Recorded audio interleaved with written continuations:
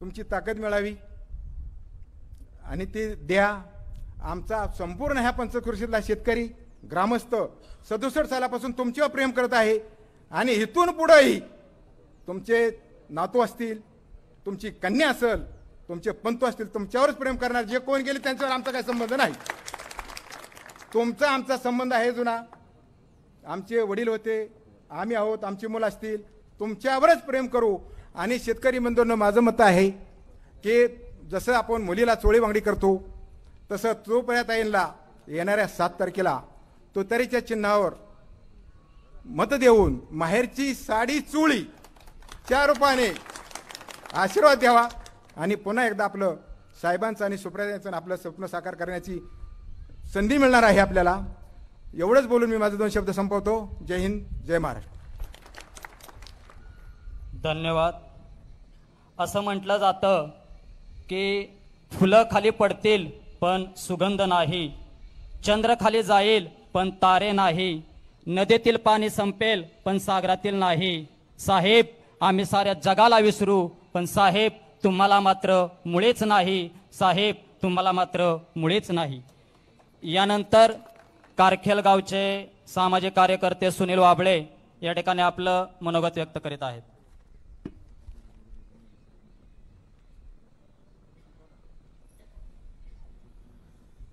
तुमचं आमचं सर्वांचं दैवत आदरणीय पवारसाहेब, आपले माजी जिल्हा परिषद सदस्य सतीश मामा खोमणे, सदाबापू सातव, जगताप वकील, मंचावरील सर्व मान्यवर आणि मतदार बंधू भगिनींनो, आज आपण या ठिकाणी या लोकसभेच्या प्रचाराच्या निमित्तानं पवारसाहेबांच्या गाठीभेटीच्या निमित्तानं प्रमुख कार्यकर्त्यांचा मेळावा आयोजित केलेला होता। या मेळाव्याला संबोधित करण्यासाठी आदरणीय पवारसाहेब या ठिकाणी आलेले आहेत। आपण अनेक इलेक्शन पाहिल्या, अनेक हे केल्या, पण आपलं सर्वांचं दैवत आदरणीय शरद पवार साहेबांचं, जे लोक शरद पवार साहेबांच्या बरोबर राहिले, आपल्याकडून आपण मतदान केलं, निवडून गेलं, जनतेला तुम्हाला सर्वांना हे आठवत असेल, प्रत्येक उमेदवार हे सांगायचा की आदरणीय शरद पवार साहेबांनी जर दगड उभा केला तरी त्या दगडालाही आपला जिरायत बाग मतदान करतो आणि पवार साहेब सांगतील तोच आपला उमेदवार असतो। साहेब, तुम्ही सांगितलं त्याप्रमाणे आमच्या जिरायत बागाने कायमच तशा पद्धतीने मतदान केलेलं आहे। यानंतर या पुढच्या काळात पण साहेब आमचा जिरायत बाग यत्किंचितही ढळणार नाही। आमचा जिरायत बाग कुठल्या आमिषाला बळी पडणारा नाही, कुठल्या लोभांना बळी पडणारा नाही। आमचा जिरायत बाग फक्त शरदचंद्रजी पवार साहेब या एकाच नावाला बळी पडणारा जिरायत बाग आहे। त्यामुळे आमच्या जिरायत बागातला एकही मतदार फुटणार नाही। आदरणीय सुप्रियाताईंनी आपल्याकडे खासदारकीची 3री टर्म झाली तरी सुप्रियाताईंना आपण भरघोस मतांनी मतदान केलेलं आहे।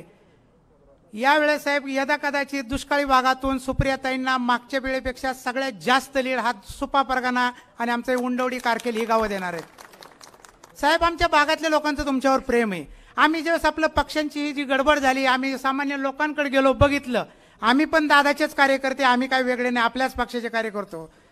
साहेब, एक सामान्य गोष्ट सांगतो। एक ठिकाणी एक वेल्डिंगचं काम करणारी मुलं होती, त्यांना मी विचारलं की माझंही जरा थोडंसं वेल्डिंगचं काम करायचंय, तुम्ही करणार का?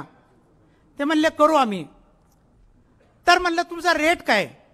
कारखेलचीच मुलं आहेत ती। साहेब, त्या मुलांनी सांगितलं जर पवार साहेबांच्या गटाचं काम करणार असला तर 50% रेट आणि दादाच्या गटाचं काम करणार असलं तर 150% रेट। तत्वाची गोष्ट आहे म्हणलं। त्याला म्हणलं का? माझं कष्ट आहेत म्हणलं, पण तत्व आहे, आम्ही कुणाकडे मागायला जाणार नाही, पण आम्ही तत्वानी काम करणार। असे अनेक लोकांची अनेक किस्से साहेब ग्राउंड लेवलला आहेत आणि कुठल्याही पुढाऱ्यांच्या, पदाधिकाऱ्यांच्या ह्यांच्या आश्वासनाला ही जनता आता बळी पडणार नाही आणि ही जनता 100% साहेब सुप्रियाताईंच्या बरोबर राहणार आहे। साहेब, कायमच ही जनता तुमच्याच बरोबर आहे। तुम्ही ज्यावेळेस आमच्याकडे आलात त्यावेळेस आमचा हा मोठीपणा नसून आम्हाला थोडासा कमीपणा वाटतो की साहेब आयुष्यभर तुम्ही आमच्यासाठी झटला, आमच्या 3 पुढे उभ्या केल्या। आज मी आपल्या सर्व परिसरातल्या लोकांना ही विनंती करतो की आपल्या अनेक मागण्या आहेत, आपल्या अनेक अडचणी आहेत, पण गेले 50 वर्ष पवार साहेबांनी पहाडासारखं उभा राहून आपल्या अडचणी सोडवल्या आहेत। माझी सर्व ग्रामस्थांना, सर्व नागरिकांना, मतदारांना एक कळकळीची हात जोडून विनंती, पुढचे 2 महिने आपण पवार साहेबांकडे कुठलीच मागणी करायची नाही। आता आपली वेळ आहे द्यायची, आपली मागायची वेळ नाही, आपली द्यायची वेळ आहे। म्हणून आपण सर्वांनी प्रचंड ताकदीने, प्रचंड मेहनतीने 1 महिना आपल्या हातात आहे, दिवस रात्र काम करायचंय, समोर आपली शक्ती, मोठी शक्ती, त्या शक्तीला आपल्याला तोंड द्यायचंय. आणि असं न भूतो न भविष्यते, इथून मागं जेवढं पण आपण या पक्षाला लीड दिलं त्यापेक्षा प्रत्येक गावातून 5-5, 10-10 टक्क्याने तरी लीड वाढवायचं. आणि मग एक ताट कॉलरने आपण पवार साहेबांकडे जायचं, साहेब आम्ही तुमचेत, तुम्ही आमचेत, आणि मग आमची ही कामं तुम्ही करून द्या. 100% साहेब आपले कामं करून देतील. मी अधिकचा वेळ घेणार नाही, पण आपल्या सर्वांना पुन्हा एकदा विनंती करतो की आपल्याला पूर्ण ताकदीने साहेबांचं काम करायचंय. जाता जाता एकच सांगेल, वळून नाही पाहिले कोणी, वळून नाही पाहिले कोणी, म्हणून माळावरच्या चाफ्याचं आलडं नाही. वळून नाही पाहिले कोणी, म्हणून माळावरच्या चाफ्याचं आलडं नाही. शेवटी पानांनी ही साथ सोडली, शेवटी पानांनी ही साथ सोडली, पण पट्ट्याने भरायचं सोडून दिलेलं नाही, पट्ट्याने भरायचं सोडून दिलेलं नाही. तर हे सगळ्यांनी लक्षात ठेवा. पवार साहेबांना आपण अगदी त्या माळावरच्या चाफ्याची उपमा द्या, कशाची उपमा द्या, ती कमीच पडेल. असं आदरणीय लोकनेते आपल्या समोर आहेत. आणि ह्यात काही लोक सांगतायत की ही निवडणूक काय पवार साहेब विरुद्ध अमुक तमुक नाही, ही मोदी विरुद्ध राहुल गांधी, आम्हालाही कळतंय ना ते, पण आमचे दैवत आहेत पवार साहेब, आणि आम्ही आमच्या दैवताला कधीच सोडू शकत नाही आणि सोडणारही नाही. आमच्या दुष्काळी भागातली कुणीच लोक या विचारापासून बाजूला जाणार नाहीत, अशी मी साहेब तुम्हाला ग्वाही देतो आणि माझे 2 शब्द संपवतो. महाराष्ट्राचा बुलंद आवाज, महाराष्ट्राचा बुलंद आवाज, पवार साहब आगे बढ़ो, पवार साहब आगे बढ़ो. यानंतर मी जराडवाडी गावचे सरपंच रत्नदेव जराड यांना विनंती करतो की आपण या ठिकाणी आपलं 2 शब्द व्यक्त करावे. यानंतर यसेन बापू जगताप आपले मनोगत व्यक्त करीत आहेत.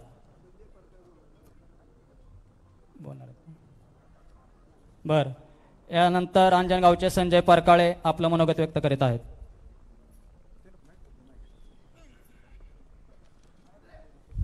नमस्कार, मी संजय परकाळे. थोडक्यात बोलतो. माझं स्टेज डेअरिंग जास्त नाहीये आता, परंतु साहेबांच्या करता थोडंसं बोलायला सुरुवात केलेली आहे. साहेब, आम्ही कल्याणराव पाटलांचा पुतण्या. कल्याणराव पाटलांचं तुमचं जुनं ऋणानुबंध संबंध.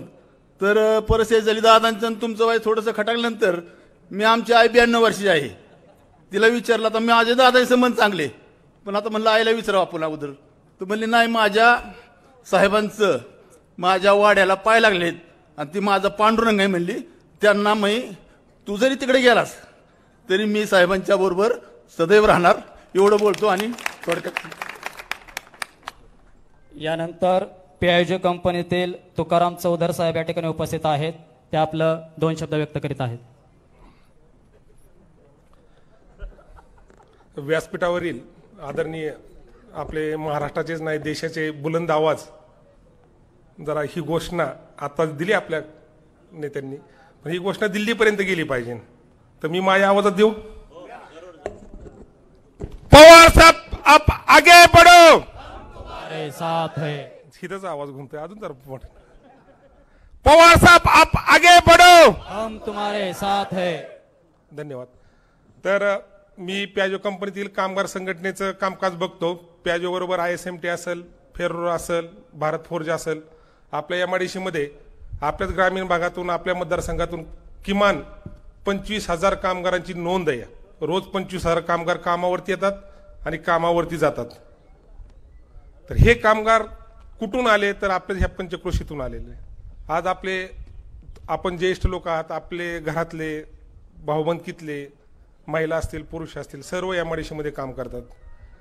ह्या MIDC मधील सर्व कंपन्या 89 सालापासून तर 95 सालापर्यंत सर्व कंपन्या साहेबांनी आणल्या. त्यानंतर आता एकच कंपनी आली, या त्या कंपनीचं नाव घेऊ शकत नाही, ती दारू बनवती कंपनी. कुणी आणली सर्व दुनियाला माहिती आहे. ह्या जर कंपन्या जर साहेबांनी आणल्या असतील, ह्या कंपन्यामध्ये जर लाखभर कामगारांची घरं चालत असतील, ते फक्त साहेबांनी आणलेली.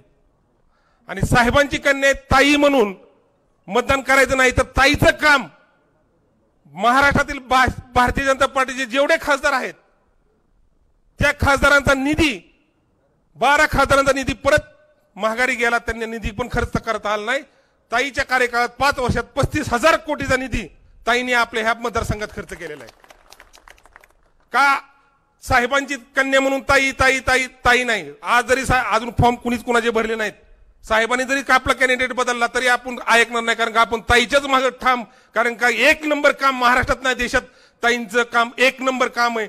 फक्त ते आतापर्यंत दिसत नव्हतं, आता दिसायला लागलेले.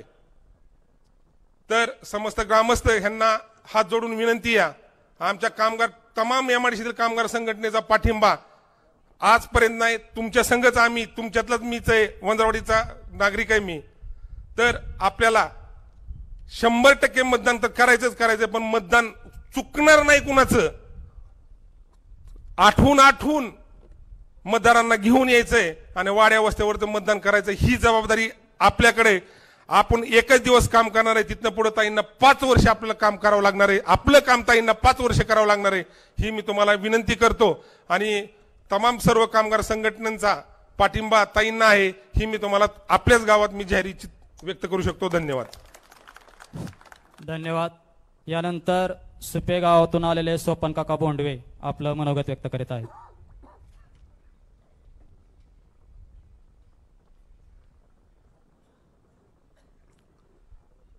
उद्याच्या 7 तारखेला होत असलेल्या सार्वत्रिक लोकसभेच्या निवडणुकीच्या निमित्तानं देशाचे नेते आणि माजी कृषी मंत्री आणि महाराष्ट्राचं वैभव आदरणीय पवारसाहेब, व्यासपीठावरील सर्व नेते मंडळी, उपस्थित उंडवडी आणि उंडवडी पंचक्रोशीतून उपस्थित असलेले मतदार बंधू भगिनी आणि तरुण कार्यकर्ते बंधूंनो, उद्याच्या 7 तारखेच्या सार्वत्रिक लोकसभेच्या निवडणुकीला सामोरं जात असताना एका बाजूला महायुती तर दुसऱ्या आपल्या बाजूला महाविकास आघाडी.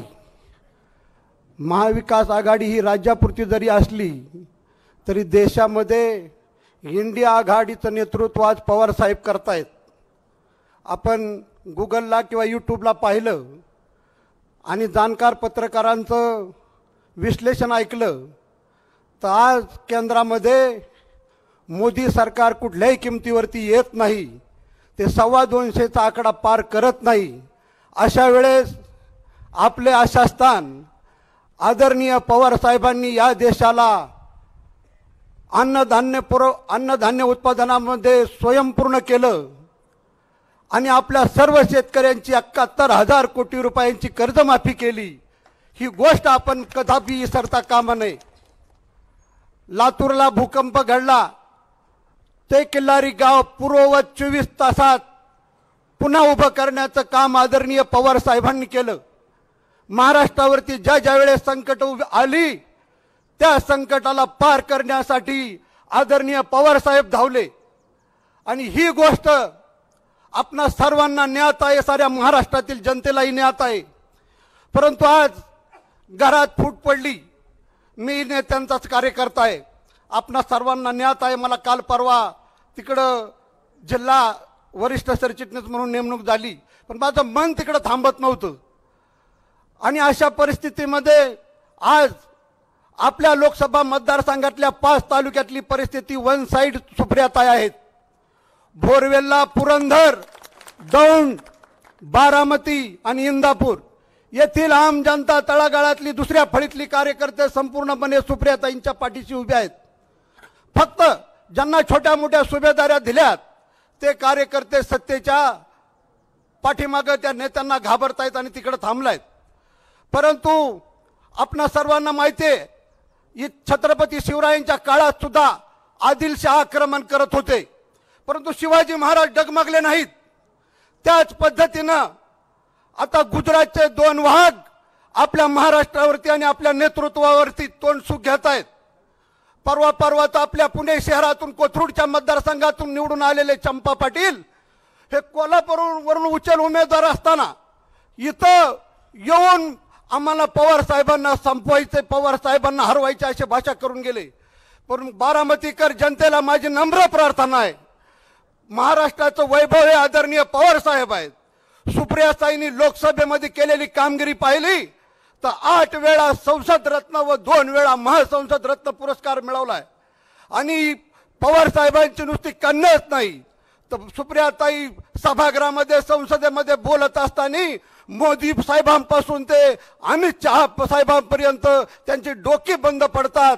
एवढं मोठं संसदेत काम त्यांचं चांगलं आहे. अशा आदर्श खासदारांना पुन्हा एकदा विक्रमी मतानं निवडून देण्याचा इतिहास पवार साहेबांची मुलगी म्हणून नाही तर आपल्या बारामतीकरांची एक मुलगी आपली भगिनी म्हणून आपण सर्वजण उंडवडीकर मोठ्या मनाने पाठीशी उभा राहाल असा विश्वास व्यक्त करतो आणि माझे 2 शब्द थांबवतो. धन्यवाद. रामकृष्ण हरी वाजवा तुतारी. धन्यवाद. खरं तर मी ग्रामस्थांना एक सांगू इच्छितो, सूर्य बोलत नाही, त्याचा प्रकाश त्याचा परिचय देत असतो. उत्तम कार्य करत राहा, लोक तुमचा परिचय देतील. असेच सूर्याच्या तेज असणाऱ्या व सदैव उत्तम कार्य करत राहणाऱ्या आपल्या लोकप्रिय खासदार सुप्रियाताई सुळे आणि म्हणूनच आज या ठिकाणी सोनवडे गावचे प्रकाशांना मोरे ताईंविषयी व पवारसाहेबांविषयी आपलं मनोगत या ठिकाणी व्यक्त करीत आहेत.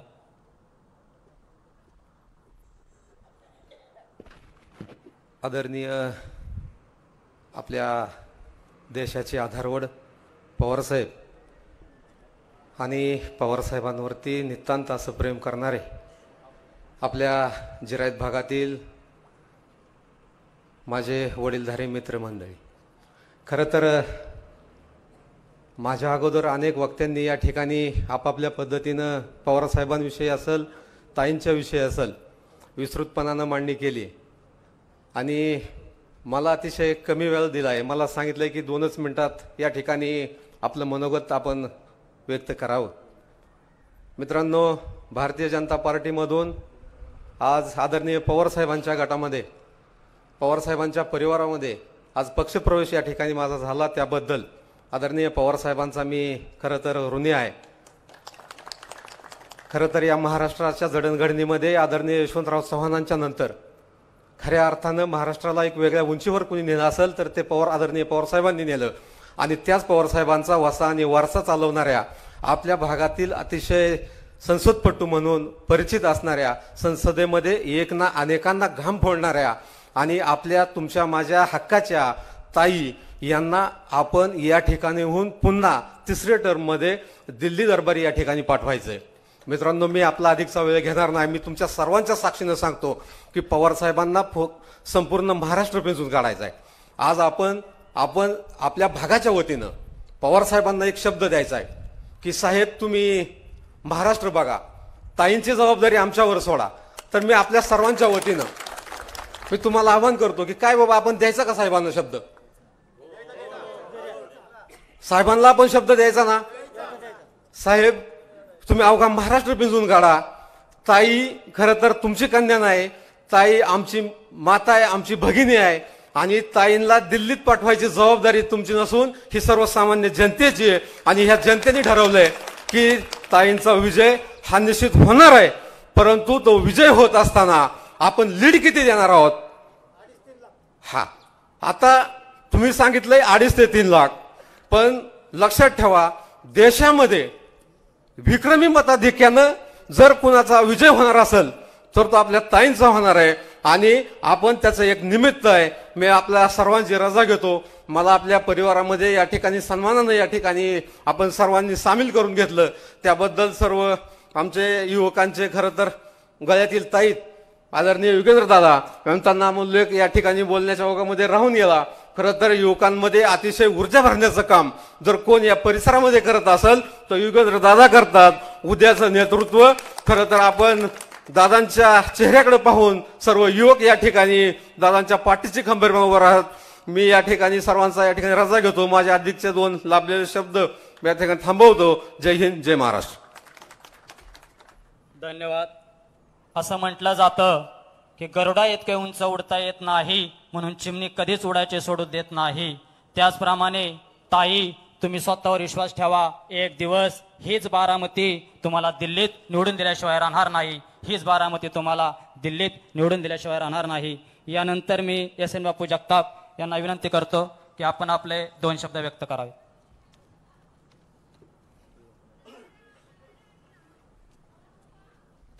आज या ठिकाणी आपले राष्ट्रवादी काँग्रेस पक्ष शरदजी पवार पक्षाच्या तर्फे आपले उपस्थित असलेले आपल्या सर्वांचा आराध्य दैवत, ज्यांना आपण दैवत मानतो, ते आदरणीय पवारसाहेब, उपस्थित असलेलेच सदाबापू, योगेंद्रदादा, सतीश मामा खोमणे, युवकचे अध्यक्ष बोरकर, गावच्या सरपंच रत्नदीप जराड, सौ कल्पनाताई साळुंके आणि उपस्थित सर्व मान्यवर, या ठिकाणी बरीच जुनी जाणती मंडळी उपस्थित आहेत.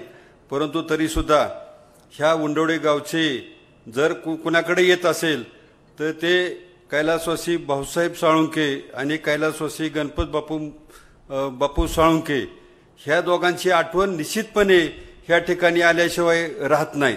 परंतु आज जरी किती ते जरी हयात नसले तरीसुद्धा आज या ठिकाणी आमचे ज्येष्ठ माजी सरपंच नारायण अण्णा जराड आहेत, आत्माराम आबा आहेत, सरपंच आहेत रत्नदीप, कल्पनाताई साळुंके आहेत, विठ्ठलराव जराड आहेत, नंतर आमचे माजी सरपंच भरत बनकर आहेत, शिवाजीराव साळुंके आमचे आहेत, इथं उपस्थित संपत जराड आहेत, आमचे सोनवडीचे बाळूबाई सय्यद आहेत, अशोक साळुंके आहेत, सुनील तात्या वाबळे आहेत, ॲडव्होकेट राजकरण शिंदे आपले सुरसुफलचे दादांचे पुतणे ह्या ठिकाणी उपस्थित आहे. सर्व मान्यवर ह्या परिसरातले सर्व उपस्थित आहे.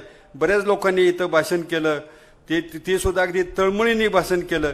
मी एवढं सांगू शकतो की साहेबांनी आपल्यासाठी MIDC आणली, नंतर आपल्याला जानाई शिरसांची योजना आणली. आता विठ्ठलराव जराडांनी केला उल्लेख, मध्यंतरी काही त्या उपोषणाला 26 तारखेला जानेवारीला बसले होते, ताई तिथं गेल्या, ताईंनी तिथं उपोषणकर्त्याला अगोदर उपोषण बसण्याच्या अगोदर त्यांनी भेट दिली होती आणि उपोषणच्या वेळी सुद्धा भेट दिली आणि उपोषण झाल्यानंतर त्याच लोकांनी उपोषणकर्त्यांनी, आता विठ्ठलराव जराडांना माहित आहे की त्याच लोकांनी बोलवलं आणि ताईंचा सत्कार केला. म्हणजे हे जे प्रश्न जे सोडवणार आहेत हे साहेबच सोडवणार आहे, हे निश्चितपणे ह्या ठिकाणी मी नमूद करतो. साहेबांनी किती काम केलं. 1967 सालानंतर आमदार झाल्यानंतर आपले विद्याप्रतिष्ठान स्थापन झालं, कृषी विकास प्रतिष्ठान स्थापन झालं, नंतर 88ला ते मुख्यमंत्री झाल्यानंतर आपल्याला MIDC आली. आज तुकाराम चौधरी इथं बोलले, आज त्यांना माहित आहे की ह्या परिसरामध्ये MIDC आल्यानंतर आपल्याला सगळे आज कामगारांना तिथं काम मिळालं, आपल्या लोकांना त्या काम मिळालं. परंतु आपला जी ना ज्या शैक्षणिक संस्था इथं झाल्या, विद्याप्रतिष्ठान असेल, MIDC झाली असेल, तर तुम्ही म्हणताल आमचं काय नाही, आम्हाला नोकरी नाही. परंतु कामगार इथं आले, शिक्षक इथं आले, विद्यार्थी इथं आले, वसतिगृह झाली आणि त्याच्यामुळं प्रत्येक इथं धंदा वाढला. हॉटेलचा व्यवसाय असेल, लॉन्ड्रीचा व्यवसाय असेल, नंतर खानावळीचा व्यवसाय असेल, नंतर गॅरेज वगैरे सगळा व्यवसाय असेल आणि इथं तरुणांना रोजगार उपलब्ध करून ही दूरदृष्टी असेल तर ती साहेबांची. नुसता विकास केला, तुमची ही बांधली, बिल्डिंगा बांधल्या, अमकं केलं, त्यांनी विकास होत नाही. आज तुमचं जे पाया जे आहे, तुमचा आर्थिक स्तर कसा आहे ती उंचावण्याचं काम साहेबांनी केलेलं, ही दूरदृष्टी नेतृत्व आज आपल्याला साहेबांचे मिळवलं. आता महत्वाचं म्हणजे ताई हे सगळ्याच्या म्हणजे साहेबांच्या कन्या तर आहेत, परंतु ताईचं उत्कृष्ट तुम्ही बघा. इंग्लिशवरती चांगलं प्रभुत्व आहे, हिंदीवरती चांगलं प्रभुत्व आहे. त्यांना 5 वेळा संसद रत्न आणि 2 वेळा महासंसद असा 7 वेळा संसद. बरं, आता त्यांना पुरस्कार दिला, हे कुणी आम्ही दिला नाही ना. आज 2014 पासून आज BJPचं सरकार आहे, मोदी साहेबांचं सरकार आहे, त्या सरकारने त्यांना पुरस्कार दिला आणि त्यांचं काम बघून, कर्तृत्व बघून तो पुरस्कार दिलेला आहे. आणि आपले जर प्रश्न मांडायचे असतील, आता कितीतरी प्रश्न आहे. आता तुम्ही म्हणता निधी आला, अमके दिला, मी गटूड, परंतु तुम्ही विचार करा की साहेबांच्या मुळे सुप्रियाताईचा खासदारकीचा निधी, पवार साहेबांचा खासदारकीचा निधी, फौजे खानचा खासदार निधी, वंदना चव्हाणांचा खासदार निधी, जयदीप गायकवाडचा खासदार निधी, असं कितीतरी निधीचं गठुड तुमच्याकडे आणून पोच केलं आणि त्यातलंच तुम्ही वाटप केलं. म्हणजे ही निधी तुम्ही आणलेला नाही तर ती त्यांच्या माध्यमातून, पवार साहेबांच्या माध्यमातून तो निधी आला. आणि ही जे सडका बिडका दिसतात ना नाही तुम्हाला, ही सडका कुठं म्हणजे सुप्याला जाऊ द्या किंवा ही रस्ते ही रस्ते कुणी केले, हे कुणाची पाठपुरावा केला तर ह्या सुप्रियाताई आणि पवार साहेबांचं चांगलं गडकरी साहेबांचे संबंध आहेत. गडकरी साहेबाला वेळोवेळी विनंती केली आणि आज आपल्या तालुक्यामध्ये चांगले रस्ते दिसतात ते केवळ साहेबांच्यामुळे आणि पवार साहेब. केंद्र सरकारचं तुम्ही कुणी जाऊ शकत नाही इथलं राज्याचं. तिथं जर कोणाचं करायची शिफारस केली जात असेल तर ती शिफारस साहेबांची आणि ताईंची शिफारस आहे. जल पाण्याची योजना ही सुद्धा अगदी केंद्र सरकारमधनं ती निधी मंजूर करून आणला, ती ताईंनीच मंजूर करून आणला, साहेबांनी मंजूर करून आणला. ह्या ठिकाणी मी एवढं नमूद करतो. नंतर मी साहेबांना सांगतो की गेले 4-5 वेळा आमचा हा परिसर युगेंद्र दादांच्या नेतृत्वाखाली अत्यंत अगदी सोनवडी सुप्यापासून एक सोनवडी सुप्याची साहेबांना एक आठवण सांगतो की ज्यावेळेस पहिल्यांदा सोनवडी सुपे हे सिद्धेश्वर निंबोडीमध्ये ज्यावेळेस युगेंद्र दादांचं आमचं आगमन झालं त्यावेळेस जसं साहेबांना जसं बैलगाडीतून नेलं तसं त्यांना बैलगाडीतून त्यांनी तसं वाजत गाजत त्यांची तशी सुरुवात झाली आणि निंबोडीपासून सिद्धेश्वर निंबोडीपासून ते आज सगळे ह्या परिसरात मध्ये युगेंद्र दादाच्या माध्यमातून आम्ही सगळे फिरलेलो. लोक चांगला रिस्पॉन्स देतात, त्याबद्दल अजिबात वाद नाही. आणि आपल्याला ताईंना निवडून द्यायचंय. आज कुणी असू द्या, समोर कुणी असू द्या, आपलं चांगलं जर कुणी मांडणार असेल, आपलं जर काय मागणी मांडणार असेल, आपलं जी संसद आहे ही पॉलिसी डिसिजनचं संसद आहे, तिथं कायदे वगैरे सगळं मंजूर होतं, आपला निधी वगैरे सगळं मंजूर. म्हणून आपल्याला सक्षम उमेदवार म्हणून ताई, आपल्या हक्काची ताई म्हणून ताईला मतदान करायचंय आणि 7 मेला मतदान करा. नंतर बूथ कमिट्या ज्या आहेत, आपण आता बूथ कमिट्याचं वगैरे सगळं चाललेलं आहे. आपण सिद्धेश्वर निंबोडीपासून आज तुम्हाला इथं भरतला वगैरे आम्ही सगळ्यांना सांगितलं की तेवढे बूथ कमिटीची यादी ताबडतोब पाठवा. तुमची पण संजय तुमची आली, वायशे पाटील तुमची पण आली, संजय गाडेकर तुम्ही तर काय नुसतंच हसताय नुसतं, ताईंना फक्त बोलायचं पण तू ये ना. भाऊ असे तर भाऊ आता इथं नाचले असेल साहेबांच्या पुढं. काय ठीक आहे, संजय भाऊ सांगतात काय हरकत नाही. आपण सगळे एवढ्या सकाळच्या वेळी सुद्धा पवार साहेबांचे इथं सगळे आज नारायण जराड सुद्धा एवढं वयस्कर, आत्माराम आबा सुद्धा एवढी वयस्कर मंडळी आली. यांना मी राष्ट्रवादी काँग्रेस पक्षाच्या वतीने धन्यवाद देतो. तसेच सोनवडी सुपेचे काय मान्यवरांचा आपल्या पक्षामध्ये प्रवेश केलेला आहे आणि त्या प्रवेशाबद्दल सुद्धा मी आमच्या पक्षामध्ये निश्चितपणे त्यांना सन्मानाची वागणूक दिली जाईल एवढं कथन करतो आणि माझं भाषण संपवतो. जय हिंद, जय महाराष्ट्र. यानंतर देशाचे नेते, महाराष्ट्राचं लाडकं नेतृत्व माननीय पवार साहेब आपलं मनोगत व्यक्त करीत आहे.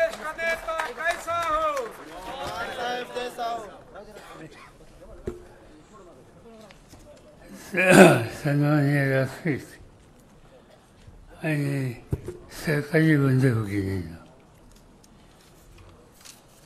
मी विचार करत होतो किती वर्षांनी मी चाललो. माझ्या सार्वजनिक जीवनाची सुरुवात 1965 पासून झाली. तेव्हा नुकताच मी कॉलेजमधून बाहेर पडलो आणि भागामध्ये काम करावं अशा प्रकारची इच्छा होती आणि म्हणून सुरुवात केली ती जिल्हा भागापासून. 4-2 लोक दिसतात मला इथं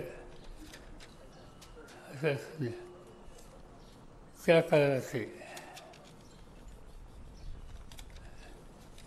कुठेही गेलो ते एक गोष्ट ऐकायला आणण्याची दुष्काळ. या सगळ्या जिल्हा भागातून दुष्काळाचं काही नातं होतं. पाऊस 6-7 इंच पडायचा, तो पडल्याच्या नंतर पाणी वाहून जायचं, शेतीवर परिणाम होत नव्हता. तेव्हा आम्ही विचार असा केला की पाणी थांबवलं तर काय होईल, पाणी साठवलं तर काय होईल. पाणी साठवलं तर आजूबाजूच्या विहिरीच्या पाण्याची पातळी वाढेल, काहीतरी मदत लोकांना होईल आणि ती कशी देता येईल याचा विचार केला पाहिजे. त्यावेळेला बारामतीला ऑस्ट्रेलियन मिशन नावाची संस्था काम करत होती. आणि त्या देशामध्ये गहू खूप तयार होतो. आणि माझ्या वाचनामध्ये आलं की जिथं अडचण असेल त्या ठिकाणी गहू द्यायचं त्यांचं धोरण आहे. ती गहू मंजूर करण्याची संस्था दिल्लीमध्ये होती. मी दिल्लीमध्ये गेलो, त्यांच्याशी वाटाघाटी केल्या, त्यांनी मिशनचा आधार दिला आणि गहू द्यायला सुरुवात केली. किंवा लोकांना नव्या पिढीला माहीत नसेल, जुन्या लोकांना माहिती आहे की दुष्काळ पडल्याच्या नंतर त्यावेळेला सरकार आपल्याला मिळव द्यायचं, लाल मिळव. आठवत आहे का पुन्हा? लाल भाकरी व्हायची आणि आमच्या जनतेनं लाल मिळवची भाकरी खाल्ली. तर पर्याय नव्हतो. तो मिळव बंद करा आणि गहू कसा आणता येईल हा प्रयत्न आम्ही लोकांनी केला. त्याला मान्यता मिळाली आणि गावोगाव दुष्काळी कामं करायला सुरुवात केली आणि ठिकठिकाणी बंधारे, पाझर तलाव याची निर्मिती केली. दुष्काळी भागामध्ये जवळपास 300 तलाव तयार झाले. जे काही पाणी पडेल ते साठवलं गेलं. त्यांनी काही 100% बागायत झालं नाही, पण दुष्काळाचं 4 आणि 3 बागायत झालं आणि लोकांना एक प्रकारे जगायचं साधन मिळालं. आणि त्या काळामध्ये माझं जाणं येणं इथं जास्त असायचं. सदाशिवराव सातव आज या ठिकाणी आहेत. त्यांचे वडील ते माझ्यावर असायचे. मला माहीत नाही नक्की, पण त्यांचं काहीतरी नातं गोतं या गावात आहे आणि त्यामुळे आहे. तर त्यामुळे त्यांचा परिचय असायचा. आज याच्यानंतर मला आठवतं आहे की एका वर्षी गावकऱ्यांनी सांगितलं इथं एक हायस्कूल करायचं. म्हणजे काढूया, काय हरकत नाही. मला म्हणजे तुम्ही अध्यक्ष व्हा. मी काही येणार नाही, म्हणजे तुमचं नाव फक्त असू द्या. आता ऐकणं माहीत नाही, पण अजून आहे आणि मला काही सांगतच नाही.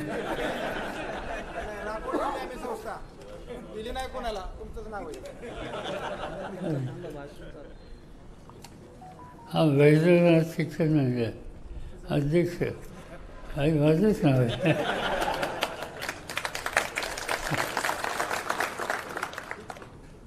तर ती शिक्षण संस्थेच्या वतीनं संस्था तुम्ही लोकांनी उभी केली, गावच्या सगळ्या लोकांनी मदत केली आणि इतक्या वेळेस ज्ञानदानाचं काम या ठिकाणी सुरू आहे आणि त्याचं 100% श्रेय गावच्या लोकांना आहे.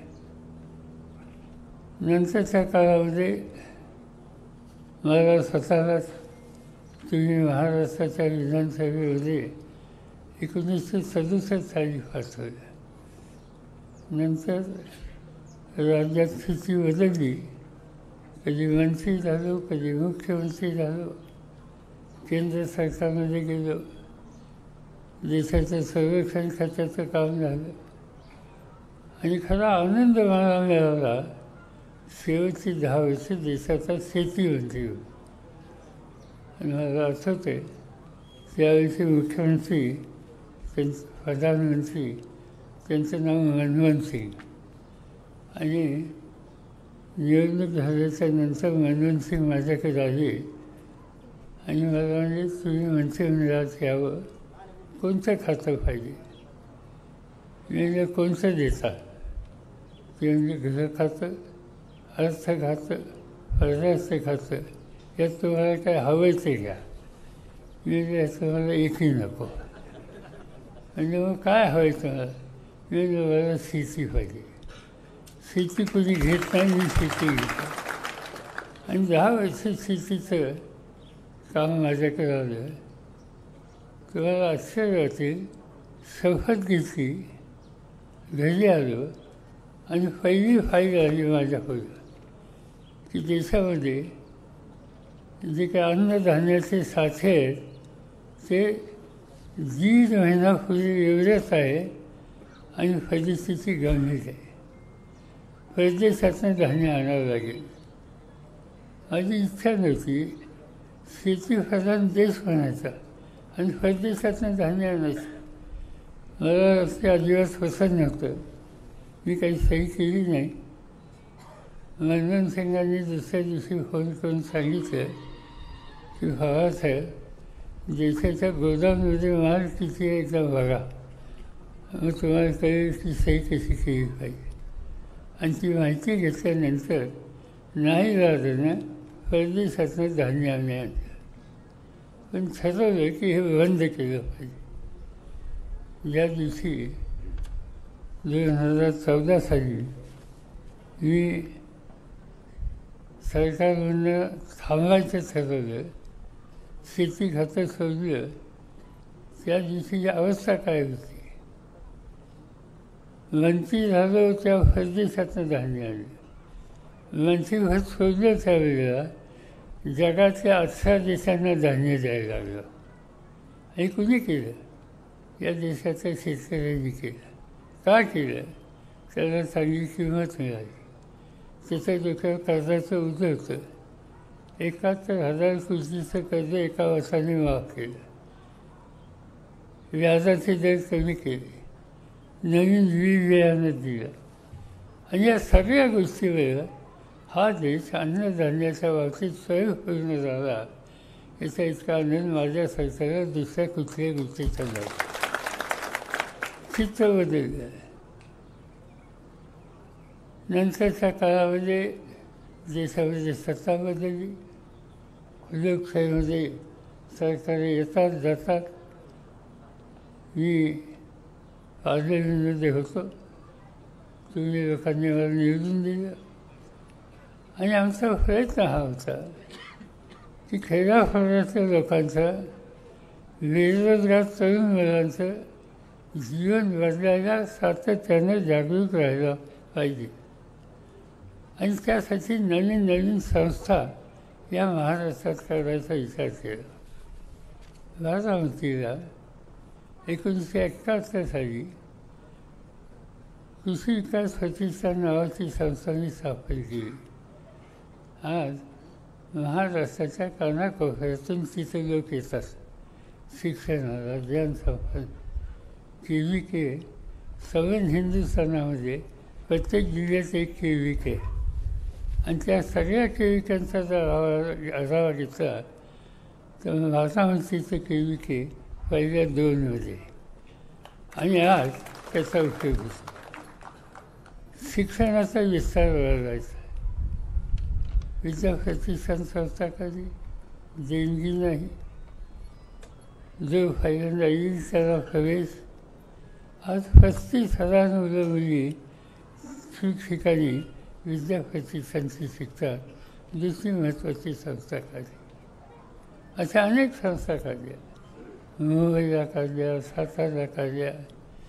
आज सातारला तुम्हाला माहीत असेल रयत शिक्षण संस्था नावाची संस्था आहे.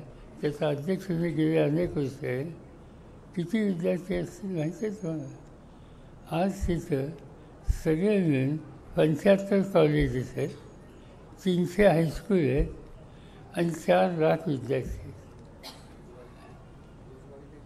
बरोबर आहे. आणि या 4 लाख विद्यार्थ्यांच्यापैकी 90% मुलं खेळायची.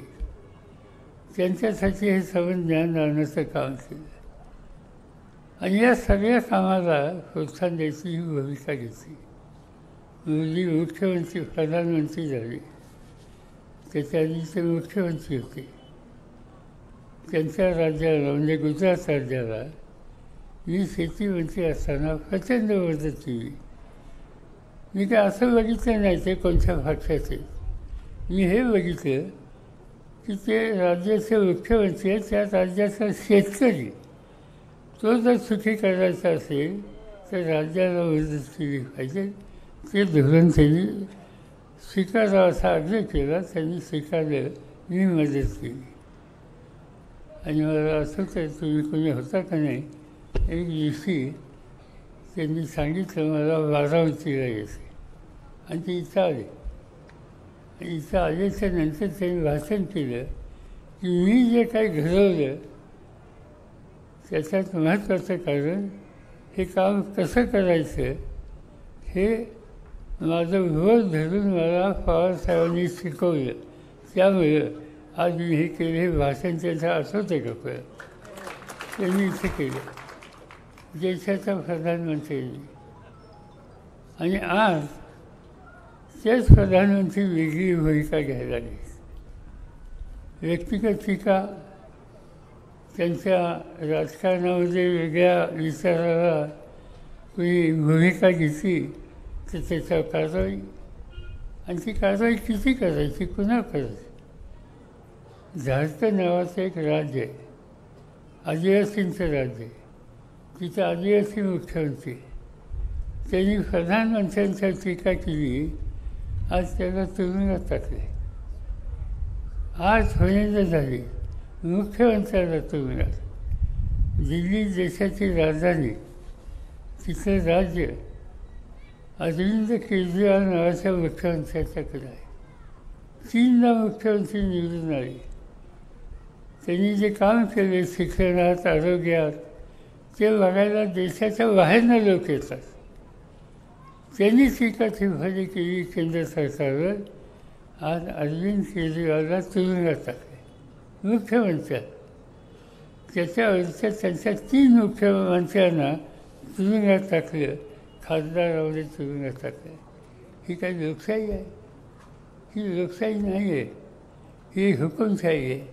आणि हे आवडली नाही वेळे तर या देशाचं चित्र बदलेल आणि सत्ता ही उर्वर लोकांच्या हातामध्ये जाईल. सत्ता ही अधिक लोकांच्या हातात जायला पाहिजे. सत्ता एखाद्या व्यक्तीच्या हातात जाते त्याची भ्रष्ट होते, ती चुकीचा मार्ग येते. आणि सत्ता अधिक लोकांच्या हातात असली तर त्या ठिकाणी ती सत्ता चुकीच्या मार्गावर जाऊ शकत नाही. आज ही सत्ता केंद्रित झाली मोदींच्या हातामध्ये आणि त्यामधून आपल्याला सुटका करायची. काही लोक सांगतात की ही निवडणूक आता सांगितलं गेलं ही स्थानिक नाही आहे, ती मोदी आणि राहुल गांधी यांच्यात आहे. आता बारामती लोकसभेला काही राहुल गांधीच यायचं तो मत मागायचा का मोदी मागायचे तो?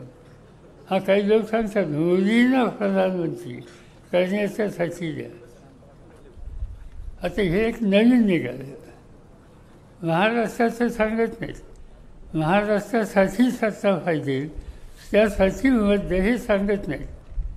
ते सांगतात की राहुल गांधी का मोदी.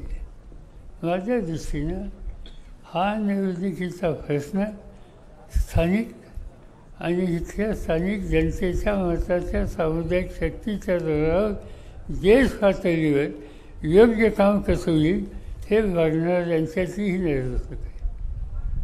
दुर्दैवानं यावेळेला उमेदवार घरातच आले. त्याचं काही कारण नव्हतं. काही लोक गेले, पक्ष सोडला. आता हा इतिहास मी काही सांगायची गरज नाही.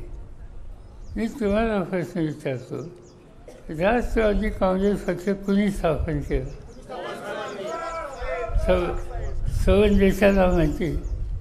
आत्तापर्यंत जे लोक निवडून आणले हे कुणी आणले? ज्यांना मंत्रिपदं दिली ती कुणी दिली? मी कधी स्वतःला मागितलं नाही, काही गरज नव्हती.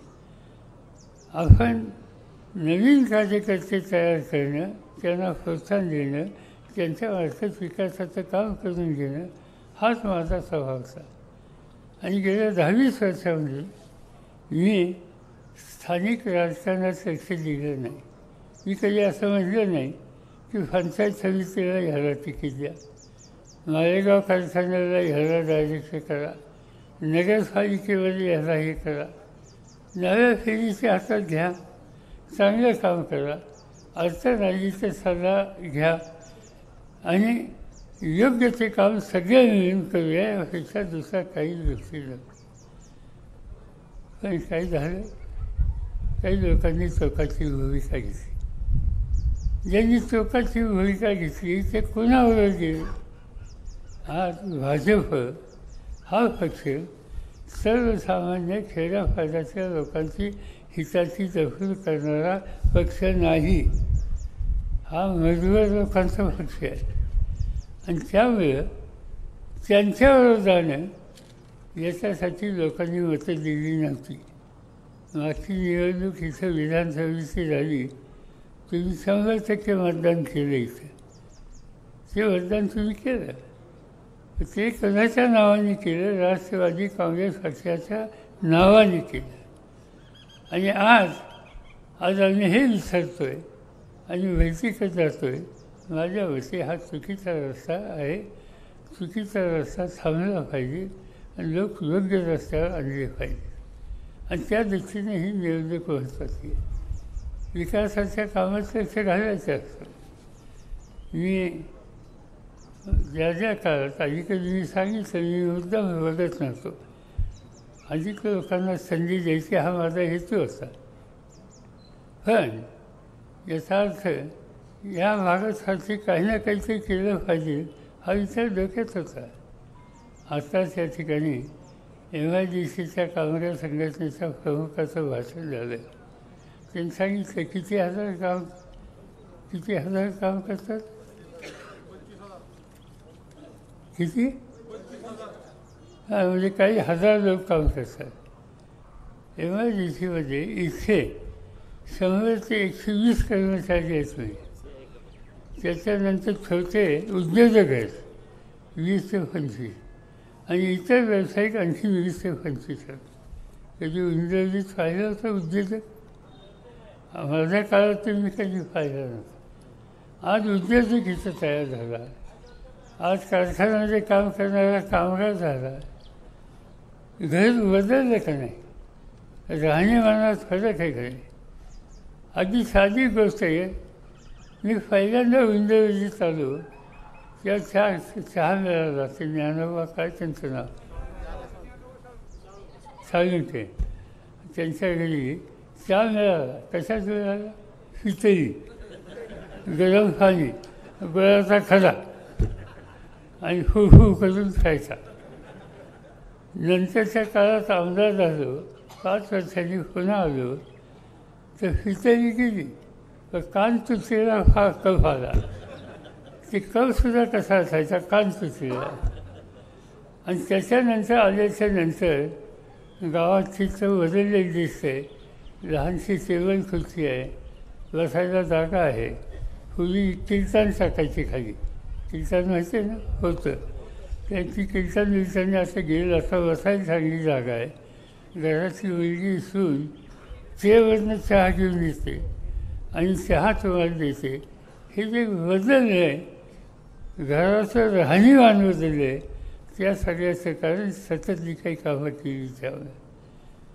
आणि आत्ता जे काही सांगितलं गेलं की रानाई शिरसायचा असा आहे आणि आणखीन काही गोष्टी आहेत. मी स्वच्छ सांगतो, मला माहीत नव्हतं. पण माहीत नव्हतं, पण मी आता लक्ष घालीन आणि होत कसं नाही बघेन. सगळं सांगायचं म्हणजे या कामात ज्यांचा जबाबदारी आणि अधिकार दिला हे त्यांचं काम होतं. त्यांच्याकडून झालं नाही म्हणून गप्पा बसून चालणार आहेत. आणि त्याचं कारण माणसं माझी आहेत. या लोकांनी जीवाफार मला प्रेम दिलं, साथ दिली प्रत्येक गोष्टीच्या. आणि अनेक गोष्टीच्या संदर्भात मला एक गमतीची आठवण आहे. सुफियाचं लग्न ठरलं. लग्न बारामतीत करायचं होतं. आता लग्नाला सगळीच माणसं असली तेव्हा गावच्या सगळ्याच लोकांना निमंत्रण दिलं. काही हजार लोक त्या ठिकाणी आले. पण गमत तुमची आठवण ही आहे की त्यांचं जे लग्नाला लोक येत होते भागाभागातनं, या भागातल्या लोकांनी रस्त्यावर ते येणाऱ्यांना अडवलं आणि तुम्ही चहा घ्या, काहीतरी म्हणजे प्रत्येकाचं स्वागत इथं उंजवली पासून सगळ्या रस्त्यात जेवढी गावं आहेत तेवढ्या गावच्या लोकांनी या पाहुण्यांचं स्वागत केलं. आणि हेतू काय की माझ्या घरच्या मुलीचं लग्न आहे. या भागातल्या प्रत्येक माणसाने सोफिया ही माझी मुलगी आहे ही भूमिका घेतली. आता एवढं फेम त्यांनी दिलं त्यांचं काय सांगायचं कधी विसरताच येत नाही. आणि म्हणून माझी खात्री आहे की निवडणुकीमध्ये काय व्हायचं असेल ते तुम्ही करा. आता प्रश्न आला उमेदवाराचा. उमेदवार कसा आहे हे मी सांगायची गरज नाही. देशाचं फादर सांगते. देशाच्या फादरमध्ये पहिले 3 जे खासदार आहेत उत्तम काम केलं आणि ज्यांचे 90% हजेरी आहे त्याच्यात सोफियाचं नाव आहे. त्याच्यानंतर हजेरी चांगली काम त्या ठिकाणी झालं आणि कुणीही वैयक्तिक एकसुद्धा सिंचनासुद्धा कधी अंगावर पडला नाही चुकीचं काम केलं होतं. आणि असं काम करणारा तुमची भूमिका मांडणारा हा प्रतिनिधी असावा म्हणून या ठिकाणी उमेदवारी दिली. तुम्हा सगळ्यांचं काम एकच आहे की या वेळेला खून बदलली आणि ती खून तुतारी आहे आणि ती तुतारी होती असं दिसते. हे कारण परवा मी मुंबईवरनं येत होतो आणि त्या घाटामध्ये मुंबईच्या लोणावळ्याच्या गर्दी जास्त होती. गाड्या थांबल्या होत्या जाम लागत होतं. माझी गाडी पोलिसची काढली आणि शेजारी एक शाळेची मुलांची बस होती ती थांबली होती आणि माझी गाडी चालली तिथनं त्या मुलांनी मला बघितलं काय केलं बसमध्ये शाळेची फळंसुद्धा माझ्या लक्षात आलं तुतारी होती आणि आज ती तुतारी होती आहे. माझं तुम्हाला सगळ्यांना आग्रहाने सांगणं आहे की नेहमी या जिल्ह्यात भागाने कधी साथ सोडली नाही. उंजरजी आणि ही गावं माझ्या सुरुवातीच्या काळापासून आजपर्यंत सतत बरोबर राहिली. ही एक कौटुंबिक अशा प्रकारचं वातावरण तुम्ही लोकांनी कायम ठेवलं त्याबद्दल मला कधी विसरता येत नाही. आता मी आज एका ठिकाणी काही लोक आले होते आणि त्यांच्या गावच्या लोकांना मी सहज विचारलं काय चर्चा काय चालली काय नाही म्हणजे तुतारी. म्हणजे विरोधकांनी काय सांगितलं म्हणजे विरोधकांनी सांगितलं की यांचं वय आता 82 झालं 84 वय झालं आता काय त्यांचं अवलंबून आहे. आता असं सांगतात तुम्ही मागाशी कोणतरी भाषणात सांगितलं की ते 84 वर्षाचा योद्धा. माझं तुम्हाला सांगणं आहे हे 84, 80, 85 काढू नका. तुम्ही काय बघितलं मला हा कधी थांबणार नाही. एकदा लोकांचं काम असते आणि ज्या लोकांनी साथ दिली त्यांना असं सोडणार नाही.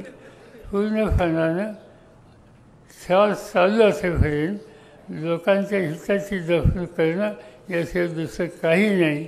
मला सगळं तुम्ही दिलं काय नाही दिलं. आमदार केलं मंत्री केलं मुख्यमंत्री 4दा संरक्षण मंत्री शेती मंत्री पार्लमेंटमध्ये किती वर्ष झाली माहिती आहे तुम्हाला. विधानसभा लोकसभा आणि राज्यसभा या 3 ठिकाणी सतत 1 दिवसाची सुट्टी नाही 56 वर्ष झाली. म्हणजे तुम्ही तुमच्या शेतात काम करणारी बैलं त्यांनाही फळ्याच्या दिवशी सुट्टी देतात. मला 56 वर्षात तुम्ही एकदाही सुट्टी दिली नाही. हे काही वागणं बरं आहे का. त्याचा शेतीचा भाग सोडून द्या. इतके वर्ष लोकांनी साथ दिली तर माझं नैतिक जबाबदारी आहे की शेवटपर्यंत यांच्यासाठी काम करत राहायचं. ते गावात असो राज्यात असो दिल्लीत असो पण तुम्हा लोकांना पुढे ठेवूनच काम करायचं हेच सूत्र घेऊन मी काम करतो आहे आणि तुम्हाला सगळ्यांची त्याला साथ आहे याबद्दल कृतज्ञता व्यक्त करतो आणि पुढच्या कामाला जायला परवानगी घेतो.